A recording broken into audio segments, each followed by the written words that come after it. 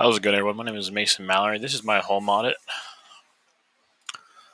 So, with this building, my house was built in 1970 or around that time frame. It's about 2,600 square feet. It's a 5-bed, 2-bath. Obviously, there's a dining room. There's an extension. There's an addition, which is the laundry room, and then there's a room that was a portion of the garage that was now a living space, and it's on about 1.7 acres of land. There's actually a septic tank in this picture. You can't obviously see it because it's below ground, but it's to the left of the house in this picture. Um, a few things that are kind of to the times or a little weird is there's peel and stick ceiling tiles, and then what's different is that it's a raised crawl space foundation. Um, Overall, the condition of the building is pretty good. I've only had to pressure wash the concrete and the brick maybe once since I've been here, and it's a lot of it's just a personal preference as it is a rental property. And so with the roof, as you saw in the last picture, it's asphalt shingle roof.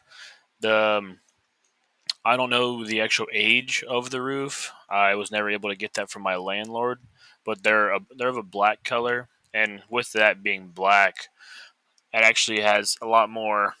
It's not as thermal efficient as it could be. It causes the attic to be extremely scorching hot, as well as the high temperatures actually cause for a lot more deterioration within those roof shingles.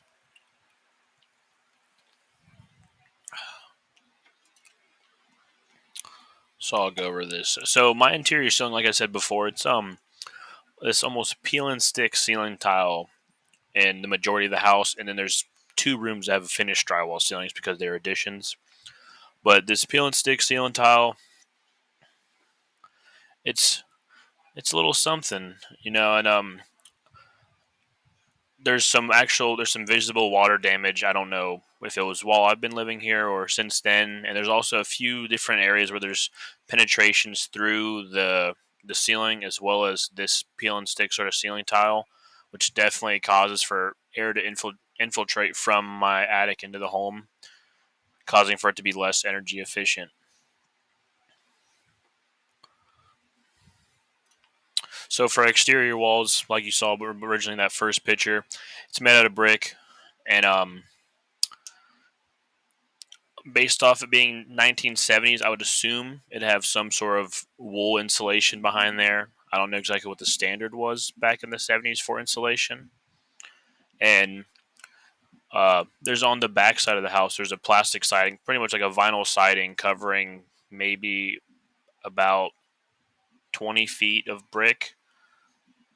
And with that, there's probably some sort of penetrations from that into the brick, but I'm assuming they'd be well sealed because I haven't had any issues with water leaks or anything like that. But because obviously it is vinyl siding, there's a potential for mildew, mold, those kind of things. And the brick is just your normal run of the mill red brick. And I don't know exactly how well the color red does when it comes to affecting thermal performance, but I would assume it's probably more neutral than it is negative in that fact. So here's the interior walls. So the original walls of this house are cedar paneling, as you can see in this first picture. It was actually recently renovated right before I moved in, so now it is looks like how it is on the right, where it's cedar paneling with some gray latex paint over it. There's a new gray wood / porcelain tile in the house, and there's little pieces of rubber base around the corners, as you can see in the second picture, which is the new renovation. And there's a few places where you can kind of peel up that rubber base and see behind it. It was just very poorly done. Is the best way I can kind of put it.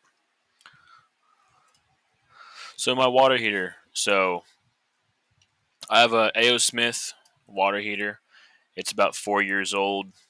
It's a conventional storage tank, and It's not very efficient at all. It's actually, I think it's about 53 gallons for the first hour production, and it's about $423 a year.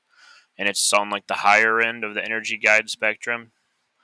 Um, but overall, it does the job. But I have three roommates, so it's not really that beneficial for me with how much I have to pay for water because of stuff like this.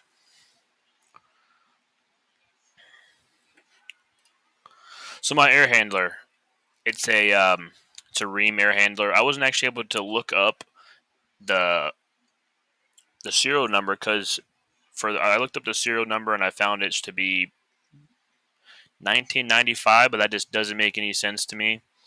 I've only had one issue with it. It's overall it does the job, but it's definitely not efficient for the size of the house I'm in currently.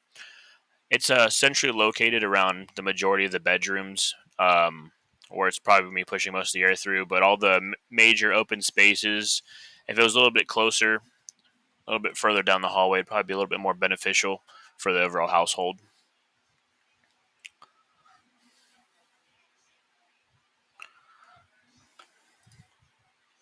So flooring, like I said before, it's this gray kind of wood like wood looking porcelain tile. Uh, Overall, like the only issues I've had is obviously poor installation.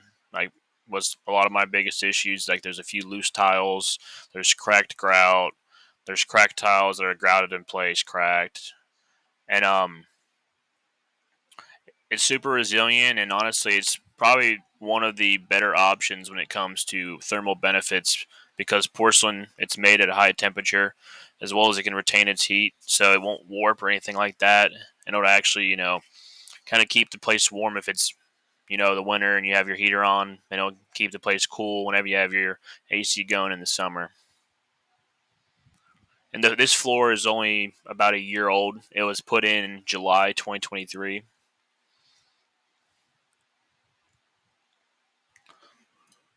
So doors, the majority of the interior doors in all the bedrooms are these little two panel, smooth round top hollow core doors.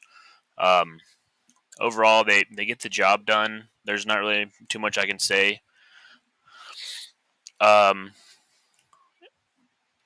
the exterior door leading to the front door leading outside has a lot more issues. There's issues with weather stripping. It could definitely use probably new hinges and maybe even like a door rake for the bottom, so I don't have to worry about air infiltrating from there. Me losing a lot of my heat gain. So windows, these windows I have, they're double paned. They kind of like have like the little roll up as you can see in the corner. They're definitely older for sure, and I truly do not know the eco efficiency values on this because I tried to find them, but as this house is so old, there's so much that I cannot find about it. Um, they do have issues. Actually had I actually had to caulk one of my windows shut due to it leaking air and causing the my room to pretty much be extremely hot during the summers.